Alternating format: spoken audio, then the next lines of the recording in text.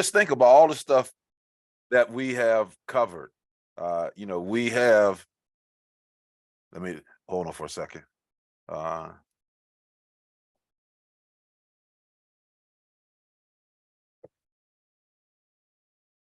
make some adjustments here.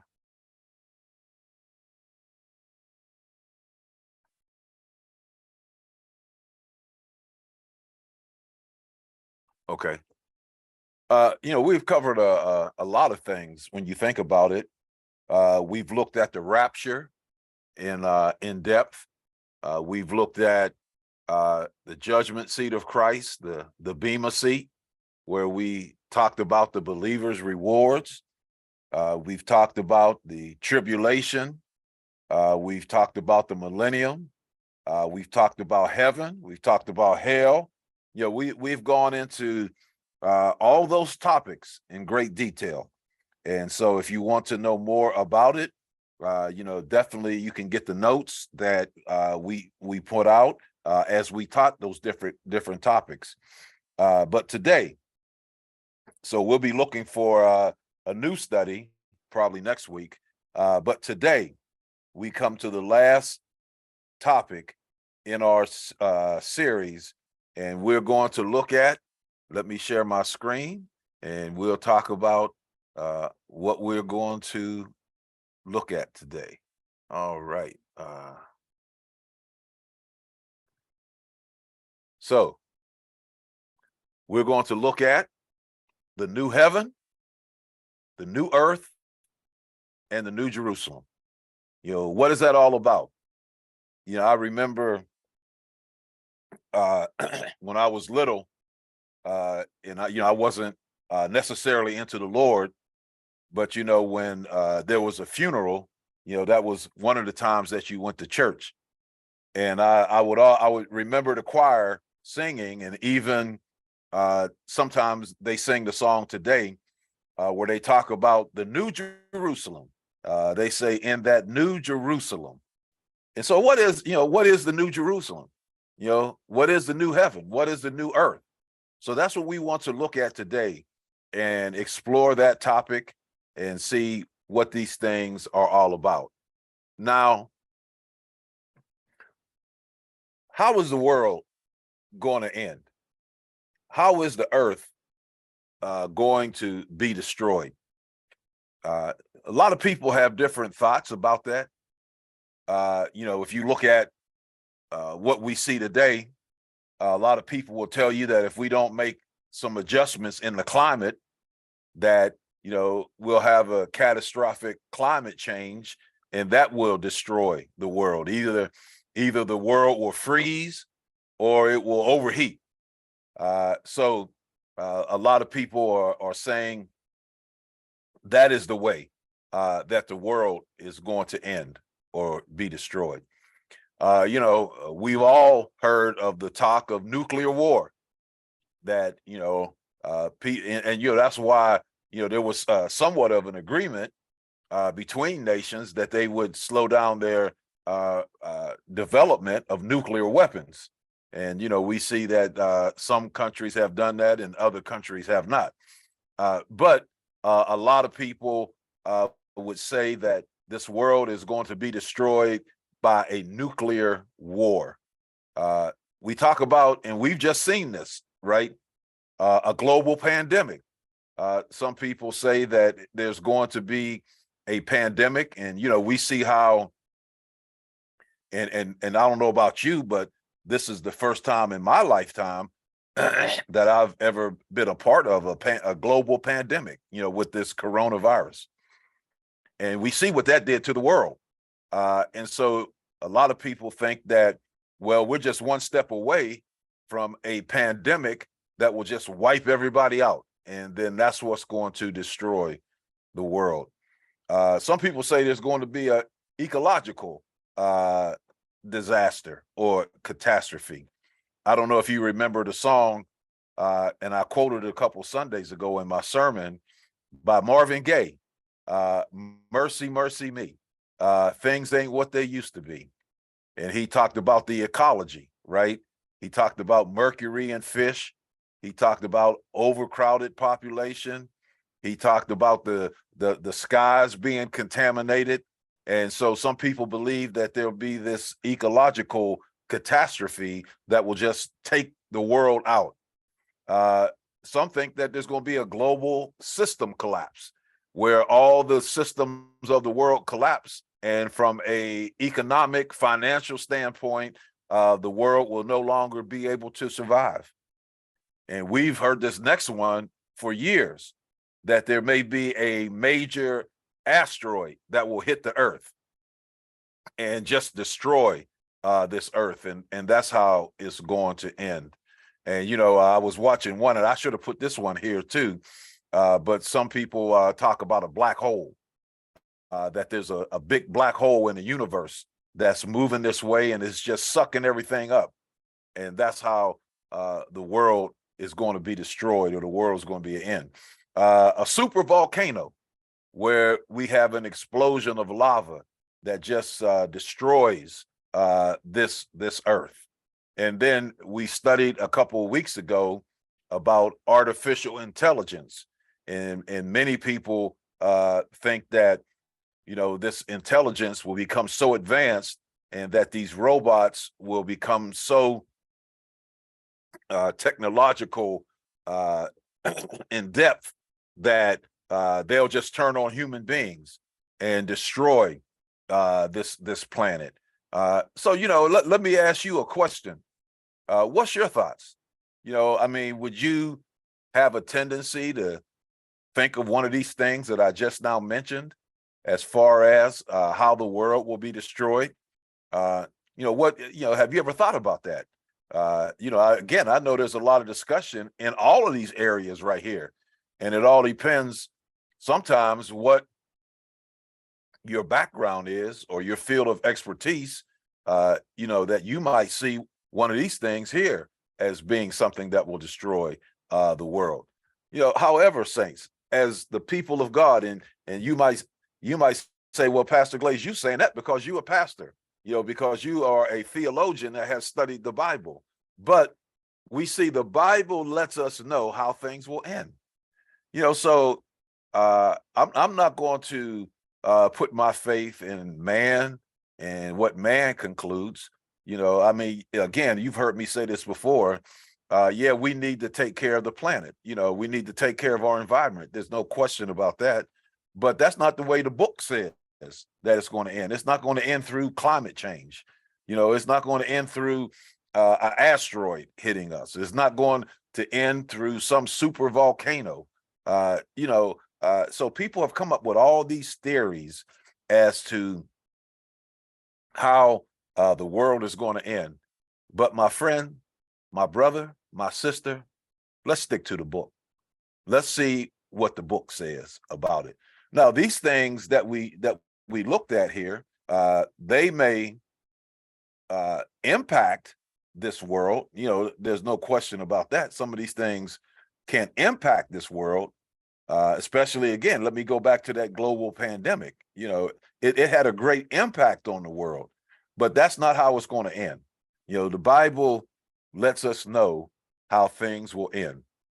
Jesus said this: heaven and earth shall pass away. All right. So he was very emphatic about that the heavens as we know it, and the earth as we know it, is going to pass away. So there's no question about this, that it's all going to come to an end. Now, praise God. I love what he, and this was the emphasis of what Jesus said. He said his word is eternal, that his word is not going to pass away. So that even if heaven and earth, even when heaven and earth passes away, that the word of God will not pass away. So, you know, we are grateful for that. So we look at the great annihilation, and if you have your notes, you can see where we're headed. That the destruction of the present heaven and earth. We see the record of this annihilation, and we look at two passages that lets us know that this earth will be destroyed, that the heavens will be destroyed. In Hebrews chapter 1, verses 10 and 11, it says this, "And thou, Lord, in the beginning hast laid the foundation of the earth, and the heavens are the work of thy hands. They shall perish. The heavens, they shall perish, but you remain. They shall wax old as a garment. As a vesture shalt thou fold them up, and they shall be changed. But thou art the same, and your years fail not." The word perish in this passage, the Greek word apoluntai, means to be destroyed, that the heavens will be destroyed. And notice that it also says that they will grow old like a garment, like a piece of clothing. God will either fold them up and put them away, or he'll fold them up and throw them away. So the heavens as we know it will be destroyed. So there's no question about that. So people are right when they say that this world is coming to an end. That's true. It is coming to an end. So that's one verse that lets us know about this annihilation of the heaven and earth. A second verse is found in 2 Peter 3, verses 10 and 11.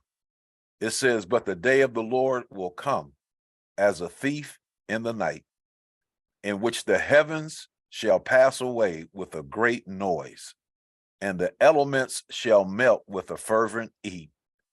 The earth also and the works that are therein shall be burned up." So the first time back in the book of Genesis, when God destroyed the world, we see that he used a worldwide flood, that God used a flood to destroy the earth. Well, the next time, it's not going to be with water. It's going to be with heat. It's going to be with fire. He says that the heavens are going to pass away with a great noise, and the elements will melt with a fervent heat, and the works of the earth shall be burned up. Now, notice this word, it says great noise. All right. Now, let me break this down for you. Peter says a great noise. The Greek word is horizdon, and this is what is known as, I'm going to take you back to your English, right? An onomatopoeic expression, and onomatopoetic expression, which means that whatever you're saying what it sounds like. For instance, if you spell out the word Sizzle, what's that say? Sizzle, right? And so when you say sizzle, right, that's that you say it and it sounds the same way you say it. So if you were saying that, man, the bacon was sizzling on the grill, right? What is that? It's like sizzle, like the bacon is frying, right? Sizzle. So it however you say it is the way that it sounds. And so what Peter is telling us here is that the earth is going to fry. It's going to sound like bacon frying in the pan. That when God destroys this world, he's going to set it on fire, and it's going to fry, and it's going to make a sizzling noise. And so that's one of the reasons why we know that God is going to destroy the earth with fire the next time. And, I often tell people that that's why Jesus said, lay up treasures in heaven, because, anything that you lay up on this earth, whatever it is, your house that you worked all your life to pay for, your cars, that you paid for and now you take care of, your clothes that you step out and you style and you profile in, all that stuff is going to burn up. No, he said that all the elements will melt with the fervent heat. So they're all going to burn up. Now, I like living in a nice house. I like driving a nice car, and I like wearing nice clothes. There's nothing wrong with that. But it's like I heard somebody say that we can have things as long as things don't have us. Oh my goodness. That bears repeating. It's all right to have things as long as things don't have you. I've said it often, and that is, money is a great servant. That if you have money, it's a great servant. It can serve you greatly, but money is a cruel master. That if money is your master, it's a cruel master. And so we need to put things in perspective. And when we put things in perspective, we see that this earth is going to be destroyed. All the things that we have will be destroyed. The only thing that you're going to get out of here with is your soul. That's the only thing you're going to get out of here with is your soul. And, as the old people used to say, any timber that you sent up to heaven to build your mansion, right? You sent that ahead. And so that's there waiting for you. But anything down here that you have is going to be destroyed. And so there's no question, we can go back and we can look at this right here and say, it's not going to be climate change. It's not going to be a nuclear war. Now, some people might try to argue the point that God was describing a nuclear war, but I don't think that's the case.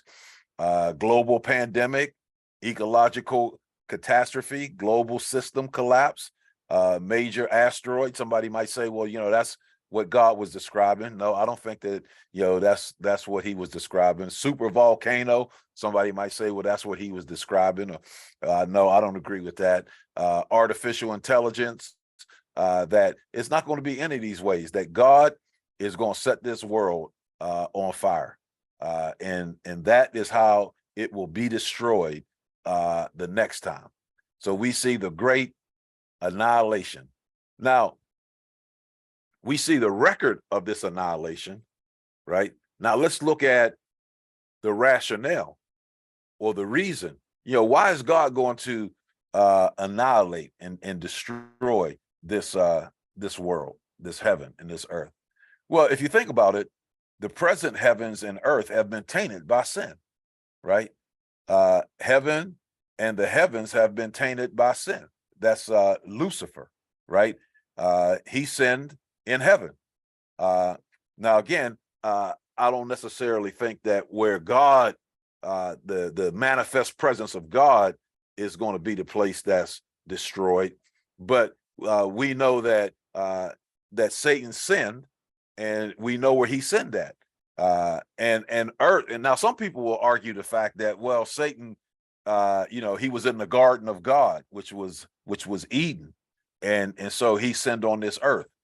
So, that would be an argument for the fact that Satan, was not in heaven when he sinned. So, that's up for debate. But this world, this earth has been tainted by sin. As a matter of fact, Romans talks about creation groaning, right? Because of sin. So this creation, this world is groaning because of sin. And human beings have committed evil acts. Therefore, and so now, saints, here is the big debate. All right, so I'm gonna let you know the big debate. That when God destroys it and he recreates it, now is he going to just purge what we have and just recreate that? Or is God going to just wipe it all out and start all over again? So I just want to let you know, in theological circles, that is the big debate. Again, God is going to, he's going to destroy it by fire, but will he leave like a purification, and then he's going to start from there and just recreate everything? Or is he just going to wipe it all out and then start from scratch all over again? So that's the debate that's going on. And so we saw the great annihilation. Now let's look at the grand anticipation. And the grand anticipation is the fact that there's going to be a new heaven and a new earth. The Bible is very clear that there will be a new heaven and new earth. In Romans chapter 8 and verse 22, we see that the new heaven and earth will be free from the bondage of corruption. For we know that the whole creation is groaning and travailing in pain together until now. So in Romans, Paul lets us know that God is going to redeem this creation. He's going to, he talks about that in Romans chapter 8 or 7, excuse me, Romans 7 and verse 23. He talks about the redemption. He talks about the redemption of our bodies, and he talks about the redemption of creation. So God is going to wipe out this creation as we know it, that's in bondage to corruption.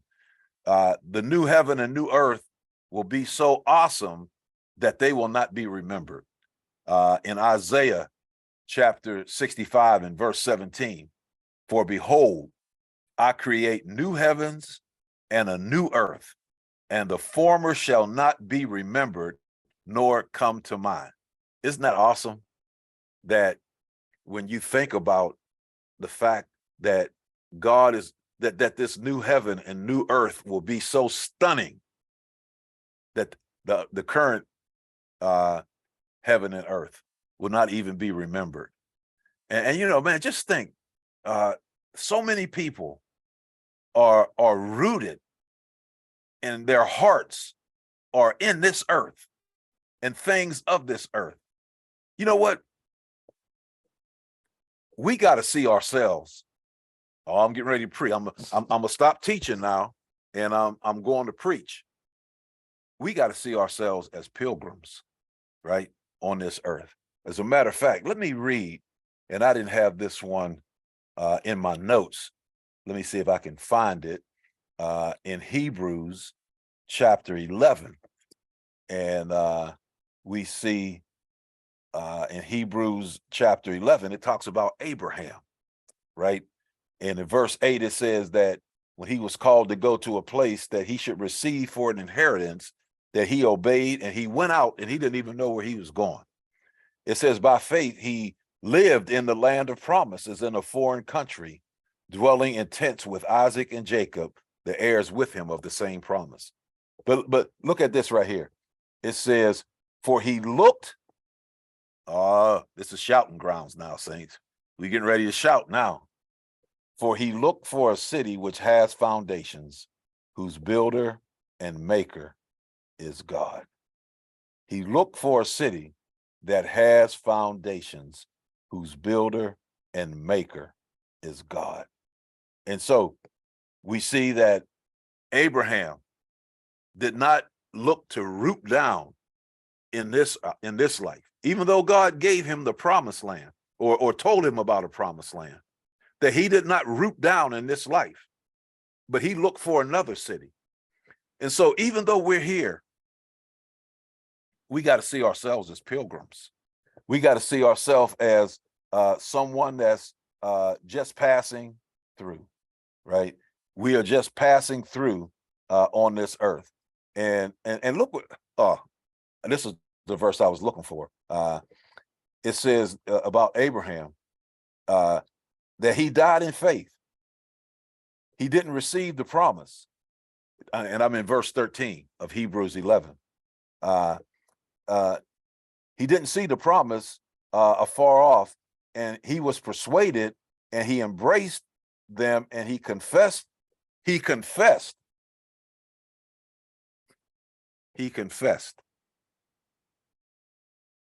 that he was a stranger and a pilgrim. Hmm. Hmm. He confessed that he was a stranger and a pilgrim. You know, this earth is not our home. You know, our loved ones, and we're getting ready in a couple weeks to do a memorial for COVID was rough in a lot of ways. And one of the things that kind of broke my heart was the fact that we had Bethany members that were transitioning from this life. They were dying. And because the church was closed down, we couldn't have a service, we couldn't have a dinner, you know, we couldn't do anything for them. As a matter of fact, I don't know how many services that I went to at the funeral home because the churches were closed down. And you know, when you think about just how tragic that was, and how people, they may have served in their church, for many years, and during that time, you couldn't even have a service at the church, and so you look at that and you say, well, they might not have been able to come to their home church for a service, but praise God that they're home right now, that they are home. They are in their real home. You know, I've told the story on many occasions about a missionary and his wife who had served God for many years on the mission field.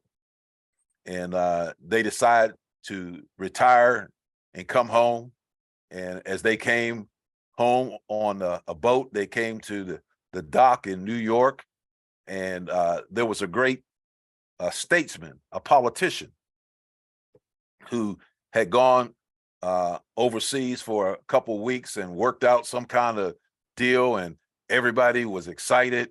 And so when they came back, there was a big welcome for this politician. There was a parade that was waiting for this politician. They had confetti, for this politician. And there was a sign that said, "Welcome home." And as they came in, the missionary looked at his wife and said, "We served God all these years. There's no parade for us. There's no confetti for us. There's not even a sign that says welcome home." And his wife looked up at him and she said, "Could it be because we're not home yet? Mm-mm-mm. Could it be because we're not home yet?" And so we look at, our loved ones, and they are home, right? What a blessing it is to know they are home. And so one of the reasons that we can't call this earth our home is because it's going to be destroyed, and it's going to, and according to Isaiah, that it's not going to even be remembered anymore. We're not even going to remember this earth. And again, let me just go back and read that verse in Hebrews about Abraham, where it says that he confessed that he was a stranger and pilgrim on this earth. He was a stranger and a pilgrim on this earth. The new heaven and earth will be inhabited by a godly seed. Isaiah 66 and verse 22. For as the new heavens and the new earth, which I will make, shall remain before me, saith the Lord, so shall your seed and your name remain. So he said that the seed would remain. Now, he's not talking about a wicked seed or evil seed. He's talking about a righteous seed, a godly seed. So who's going to inhabit this new heaven and new earth? It will be the godly, right? It will be the righteous. It will be those who have washed their robes in the blood of Christ, right? Those will be the ones that inhabit this new heaven and earth. And then the new heaven and earth will be filled with righteousness and not evil. 2 Peter chapter 3 and verse 13. Nevertheless, we, according to his promise, look for new heavens and a new earth wherein dwelleth righteousness. So the new heaven and the new earth will be filled with righteousness and not evil. Now, I might come back to that a little bit later. So we got the new heaven and we got the new earth. All right. So again, saints, if anybody tries to tell you how the world is going to end, and they say anything other than what the word of God says, then you can mark them up as a false prophet, because they don't know what they're talking about. Well, let's put it this way. They don't know the Bible, because the Bible tells us how it's going to end, and that God is going to create a new heaven and new earth. But we also see in Revelation 21 that there's going to be a new Jerusalem. So we got a new heaven, we got a new earth, and we got a new Jerusalem in Revelation 21.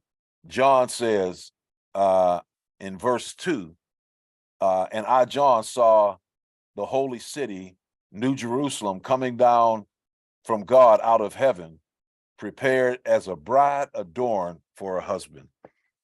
The New Jerusalem will come down from heaven. It will be prepared like a bride adorned for her husband. The word adorned comes from the Greek word cosmeo, which we get the English word cosmetics. The New Jerusalem, saints, oh my goodness, it is going to be a beautiful sight to behold. So you got a new heaven, you got a new earth, and you got a new Jerusalem coming down out of heaven. In Revelation 21, 9 through 11, we see the description of the New Jerusalem. The New Jerusalem was called the bride of the Lamb, the bride, the Lamb's wife. And so there's a couple different views as to what that means, but it was called the bride, the Lamb's wife. The New Jerusalem was called that great city, the holy Jerusalem, in verse 10. The New Jerusalem descended out of heaven. This indicates the origin of the city, that the city originated in heaven and it comes down out of heaven. In verse 11, the New Jerusalem reflected the glory of God. It was like a stone most precious. It was like a jasper stone, very costly, like a diamond. The city is like a large jasper stone reflection of the magnificence of God, that this city will reflect, man, the glory of God, the magnificence of God. Again, I believe that's why, and I know he was talking about salvation, but I believe to some degree, Paul was talking about, the eternal state when he said that eye hath not seen nor ear heard, neither hath it entered into man the things that God has prepared for them that love him. My goodness, man, this New Jerusalem is going to be a beautiful place beyond our comprehension, like nothing we can imagine. The New Jerusalem, it says that it will have a wall around it in Revelation 21, verses 12 through 14. It said, and had a wall great and high, and 12 gates, and the gates 12 angels, and the names written on the gates, which are the meaning of the 12 tribes of Israel. And on the east 3 gates, on the north 3 gates, on the south 3 gates, and on the west 3 gates. And the wall of the city had the 12 foundations, and in them the name of the 12 apostles of the Lamb. So around the bottom of the wall, or the wall of the city, it's going to have the names of the 12 tribes of Israel. And it's also going to have the names of the apostles. Now, in your notes, let me just read why we see that it's going to have the names of the apostles, okay, and the names of the 12 tribes of Israel. In your notes on page 2, talking about the New Jerusalem, The wall had 12 gates guarded by 12 angels. At the top of each gate was written the names of the 12 tribes of Israel. And at the foundation of each gate was written the names of the 12 apostles. The wall symbolizes two things. First, spiritually, it signified God's people who were under the old covenant, right? The 12 gates with the 12 tribes of Israel. They were under the old covenant. And then it symbolizes people that were under the new covenant, which were who? The 12 apostles. All right. So it'll be a reminder of the two covenants, the old covenant with the 12 tribes of Israel and the new covenant with the 12 apostles. Now, again, somebody might ask the question, well, weren't there only 11 apostles? Didn't Judas, he committed suicide? And many people, believe that Judas went to hell. And so who's that 12th apostle? And we see in the book of Acts that they chose another apostle, but you never hear about him. I believe that God's choice for that 12th apostle was the apostle Paul. So I think that it will be Paul's name who will be in the gate, the one who replaces Judas. So we see that there'll be the 12 tribes. Their names will be in the gate or in the wall, and the 12 apostles will be there. And notice this. Second, the wall around the city meant that it was well protected. The idea of protection here is reinforced by angels who stand at each gate. There will be no need for protection in eternity because the enemy will be destroyed. So this wall represents two things. It's a reminder of God's past protection. That throughout eternity, those angels that stand there protecting the wall, again, you're going to be in heaven. There's not going to be any sinners. There's not going to be anybody trying to do anybody harm. So you don't have to worry about, any wrongdoing. So why are these angels going to be there? The angels will serve as a reminder of God's protection, that he is a shield and he has protected us, that throughout eternity, we will have that reminder that, man, God protected us. And also it's a reflection of God's character. God is called a fortress, which referred to a walled construction that was built for a defensive position. So this wall will ever be a reminder of a mighty fortress is our God. A mighty fortress is our God. Man, just think, this city comes down from heaven. It's suspended above Jerusalem or above the earth.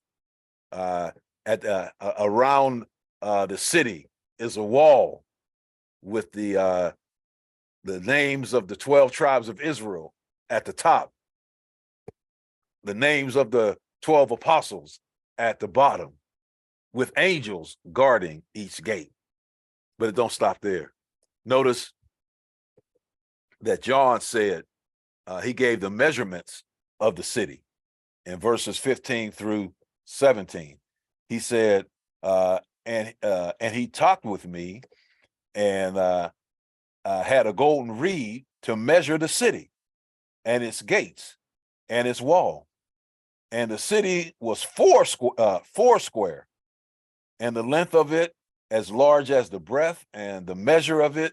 And he measured with the reed 12,000 furlongs. The length and the breadth and the height of it are all equal. And he measured the wall 144 cubits, according to the measure of a man, of the angel. So it was a 4 square city. It was a completely square city, like a cube, right? And it was 12,000 furlongs in height, length, and width. Well, 12,000 furlongs, what is that? That's 150,000. That's 1,500 miles. The city was 1,500 miles square. Now, to give you some indication of what that, okay, I guess I must have took that out. I had a diagram of 115 miles and how it would cover the United States. And it covered that this city would cover almost 2/3 of the United States. That's how wide and how long it was. And that's not even talking about the height. And so, we see that at 15,000 miles, that gives us a good indication. 1,500 miles, that gives us a good indication of how big this New Jerusalem is. Like I said, it will cover, pretty much 2/3 of the United States as we know it. And then at the bottom of the city was the wall, and the wall was about 200. Some people say 216 feet. Some people say 250 feet. So that wall was around the bottom of the city. So we have the New Jerusalem will be a perfect cube, 15,000 miles high, 15,000 miles long, and 15,000 miles wide. I keep saying 15,000, 1,500, 1,500 miles. All right. Now look at the foundation, the stones in the foundation of the wall. Wow. The wall of the city had 12 foundation stones, and on them were written the names of the 12 apostles of the Lamb. So in this wall, look at the beauty just of the wall. The stones in the foundation of the wall were jasper and sapphire, chalcedony, emerald, sardonyx, sardius, crystallite, beryl, topaz, chrysoprasus, jacinth, amethyst. And if you look at the different colors, blue, green, red, gold, violet, purple. Man, this was all in this wall of the New Jerusalem, this city that came down, this 4-square city. Man, what a beautiful sight to behold. And then the New Jerusalem in Revelation 21 and verse 21, it says that there were pearly gates. It had gates of pearl. And there you see a rendition of the gates with the pearls in front of it. And then you got the angel guarding each gate, right, to remind us of God's protection. And then you got streets of gold in this New Jerusalem. Revelation 21 and verse 21. Unbelievable. I heard somebody say that down here, people fight another person, they rob another person, and they kill another person to get the gold. In heaven, God throws it on the streets and lets us walk on it. So we see, these streets of gold in heaven. So, somebody would ask the question, are all these things, should we take these things literal, or are they just symbolic of the beauty of heaven and the beauty of the New Jerusalem? Again, I'm going to take it literally. Why did God go into giving us all this detail about the measurements, about the stones that would be in? Why would he go through all that detail if it was all meant to be taken symbolic? So I'm going to take it literally. So today we've looked at the new heaven, the new earth, and the new Jerusalem. Now, let me just close out by doing this because there's been different explanations as to these three things. Some people say that there will be three different locations and that we will have the freedom to travel between each location. There'll be the new heaven where we'll have access to go to the new heaven.